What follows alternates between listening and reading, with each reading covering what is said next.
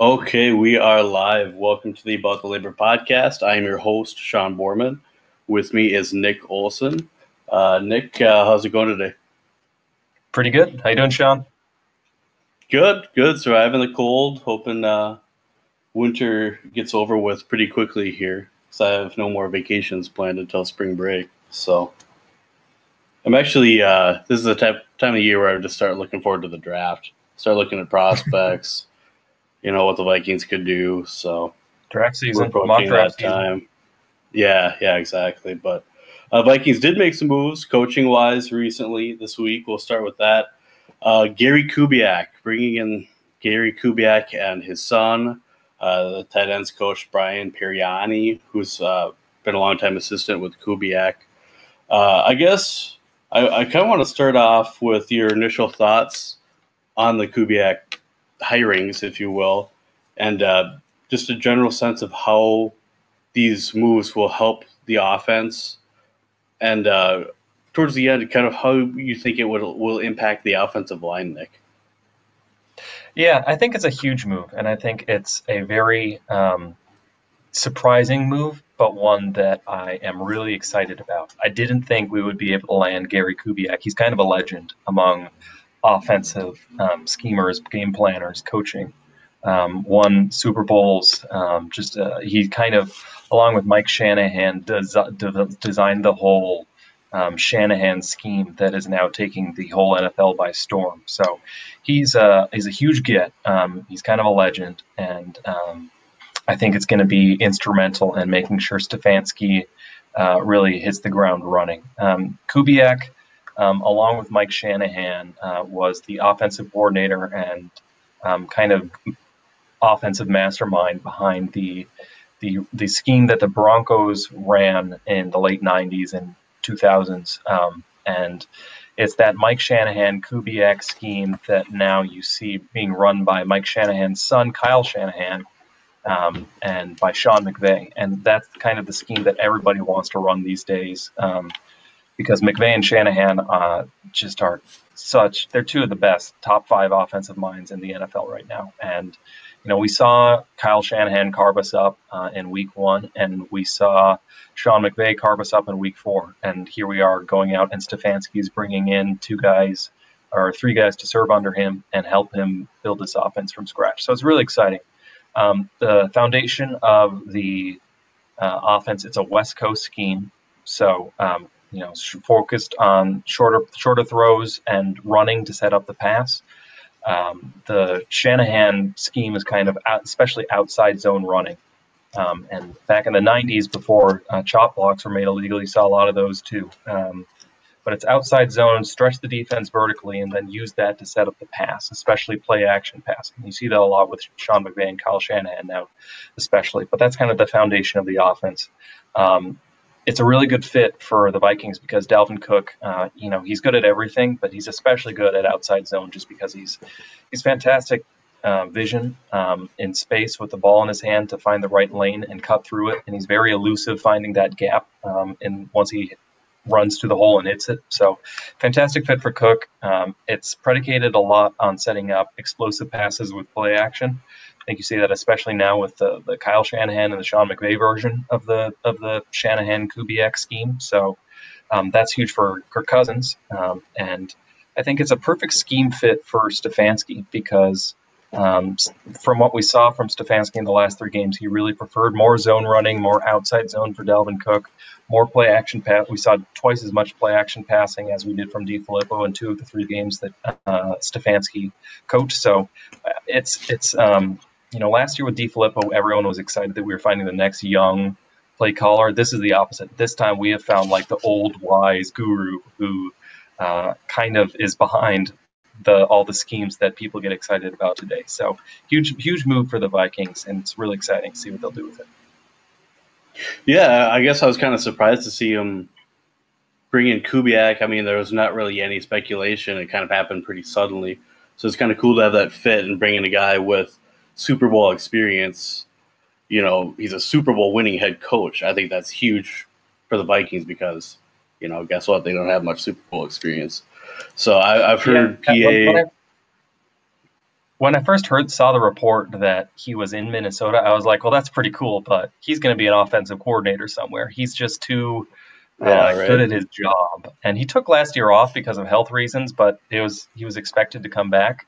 And it sounded like he was actually supposed to come back to the Broncos, and that would have been a killer combination between Fangio and Kubiak. But it sounded like there was some holdup about the guys that Kubiak wanted to bring in.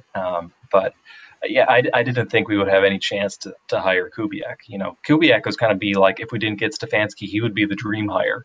And we wound up with both Stefanski and Kubiak. So that's pretty exciting. Yeah, absolutely. And I mean, I've heard conflicting reports on Kubiak as far as if he's ego free or if he has trouble staying in his lane. I guess I am interested in your thoughts on the impact that it'll have on the coaching staff and working with Stefanski and as well. I know Klint, Gary's son, who's coming in as QB coach, has a good working relationship or has worked with Stefanski in the past. Do you see any sort of conflict that could happen? You know, I saw Daily Norseman talk about too many cooks in the kitchen. Is that a valid concern in your mind? No, I don't think so at all. That's a story that I think has been drummed up by the national media. I don't buy it. Like, was Pat Shermer? Did he have a problem because Sperano was a head coach and was his offensive line coach? No. Like, Shermer loved the fact that he had a head coach as somebody working for him. I think Stefanski is tasked with setting up an offense from scratch, and that's really hard because you have to figure out your personnel groupings, your code words. You got to figure out you got to build an entire 300-page offensive playbook from scratch and design everything. It's a mountain of work, and especially for somebody who's never done it before.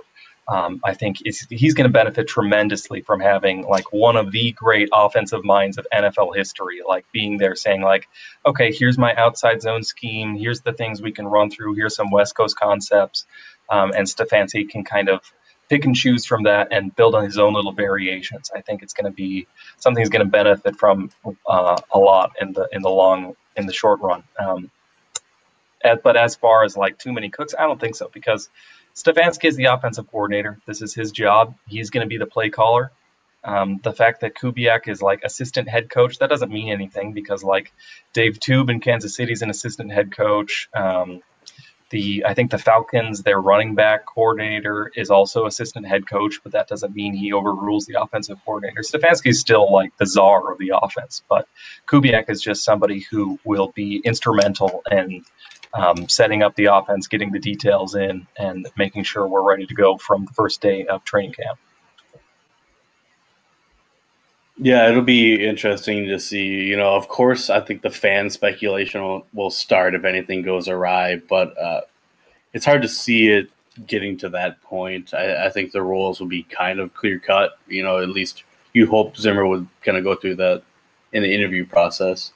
So It's in a lot of ways, I think the logic is backwards. Like, it's not a bad thing to have assistant coaches who are qualified enough to be offensive coordinators. Like, that's a good thing. That's not a bad thing. So I think it's really something that can only help. And you know, to be honest, this is pure speculation, but I think this was probably all Stefanski's idea in the first place, because when in the past, when Zimmer has hired offensive coordinators, he sort of let them bring in their own staff. And Norv Turner brought in his son Scott Turner to be QB's coach, and Pat Shermer brought in a lot of his own staff to be, you know, the wide receivers coach, the tight ends coach.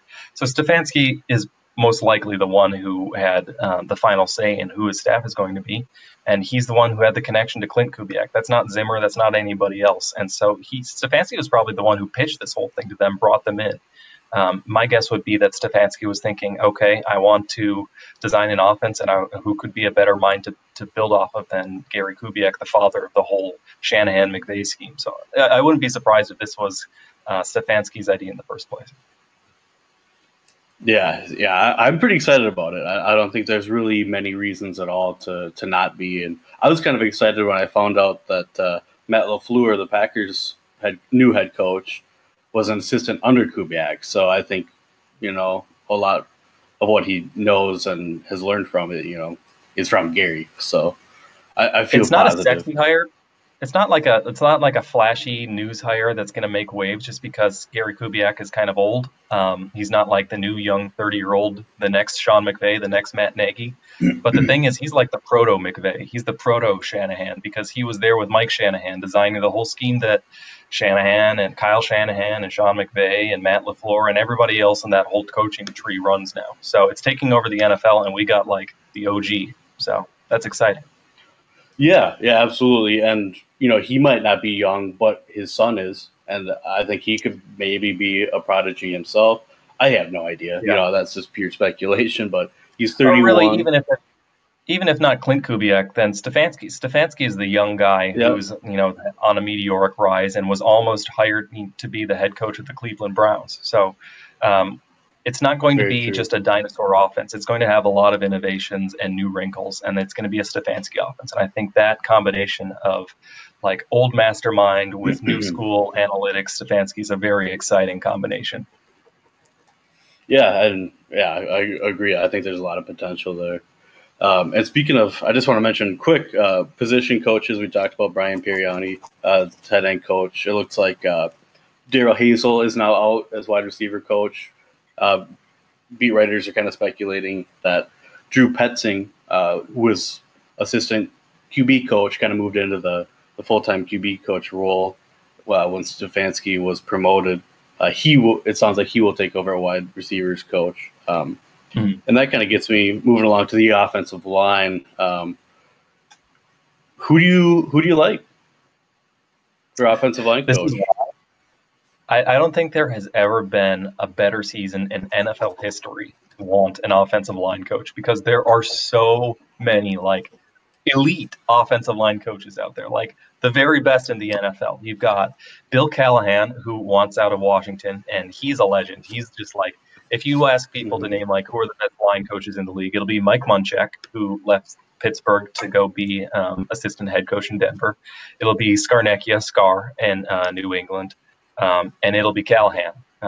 And there's a few people, you might throw in James Campen, who left the Packers to go to the Browns. Mm-hmm. There's a few other guys who's up there, but Callahan is up there, and he's out. It sounds like he might join the Bengals.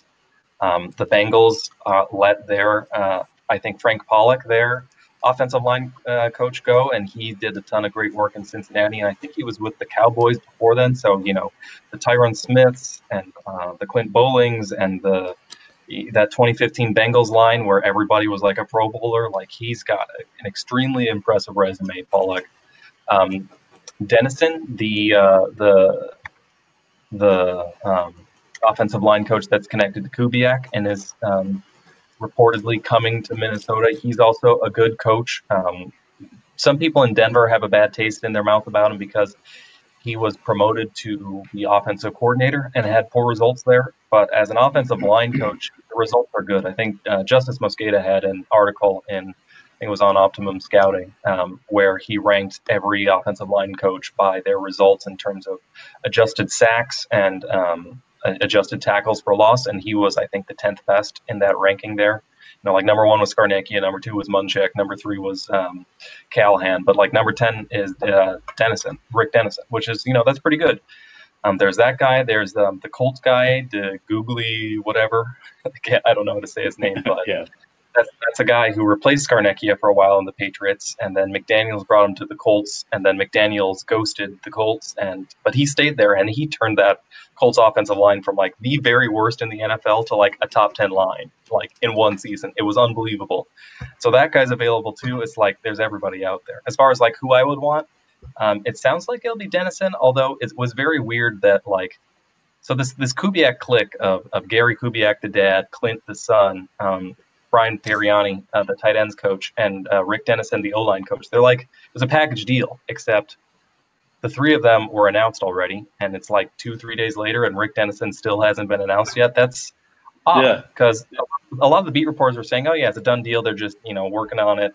I've heard rumblings that maybe like he's Rick Dennison's figuring out moving his family or whatever.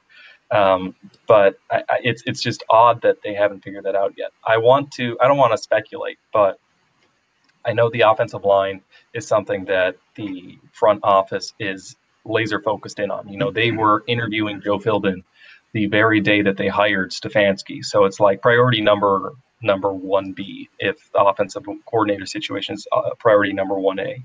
So it wouldn't surprise me if they have something else in the works other than Rick Dennison, especially considering, Clancy Barone, our current offensive line coordinator, still to be determined where he's going to fit in this hierarchy when it all shakes out.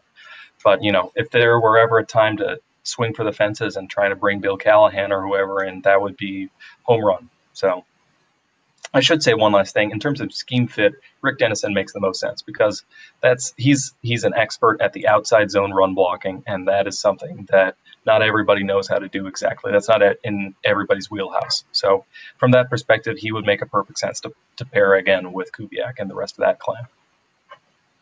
Let's say that is the case, and the Vikings do pick up Dennison.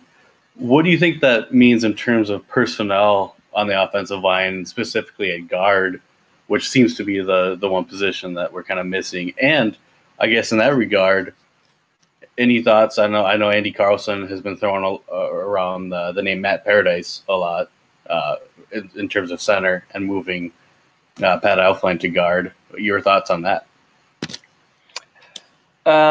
So it's an outside zone scheme which prioritizes speed above like size, power, weight. And in that sense, Pat Elflein, who's an undersized center, Brian O'Neill, who's kind of, I don't want to say undersized, but he's still he's an outstanding move blocker, but he's not exactly like the most powerful bulldozer. Perfect for them, really plays to their strengths. I would say if we bring back Nick Easton, he's also of the same mold, like fantastic athlete, fantastic in space. So I wouldn't be surprised if we wanted to bring Nick Easton back, depending on how his rehab is going. Riley Reif, I think, can excel in either system. Mike Remmers is probably a bit more of a gap man blocker, but he isn't a bad zone blocker either. He could probably do both for you. But I wouldn't be surprised if Remmers is restructured. Or maybe even traded, because honestly, he's worth more to a team who needs a decent right tackle than he is to the Vikings, who have their right tackle of the future and Brian O'Neill and their left tackle, whether they like it or not, because of the cap hit for Riley Reif. So, yeah. Remmers is maybe the person you wonder about. As far as moving Elflein, I don't think the front office wants to move Elflein. I think they, despite what his Pro Football Focus grades say, I think they especially love his mental aspect and the communication. And that's such an important part of being a center, is you are the quarterback of the offensive line. You're the one who's telling everybody what their job is pre-snap. You're the one making the mic call. You're the one setting the protections at the line and adjusting when the defense starts moving around. So it's a very demanding position mentally. And that's not to say that other people couldn't do it well. I'm sure, been a fantastic, Pro Bowl caliber center, but I think they like Elflein where he is. I think he could be a good guard. I would worry about Pat Elflein matching up against the Akeem Hicks of the division, but it's something you could do. And he was a guard for, I think, the first 3 years at Ohio State, or first 2 years, however long it was before his senior year.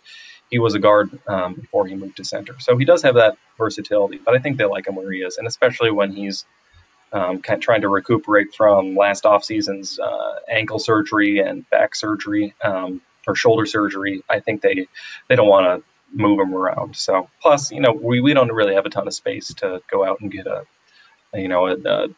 flashy center. So I wouldn't expect it, but then again, there is the connection there. So it seems like it could kind of hinder his development, at center. He could be the next center for the Vikings' next center for the next decade still, once he recovers fully from that injury, like you said. So, yeah, Elflein's an interesting case because you look at his Pro Football Focus grades and they're terrible. He was inconsistent at best as a rookie. I think he was 21st out of 32 centers in his rookie year with like an overall grade of like 66, which is like, it's not the worst, but it's not great. He was kind of up and down. He had some highlight reel blocks, but he also had a lot of lowlights.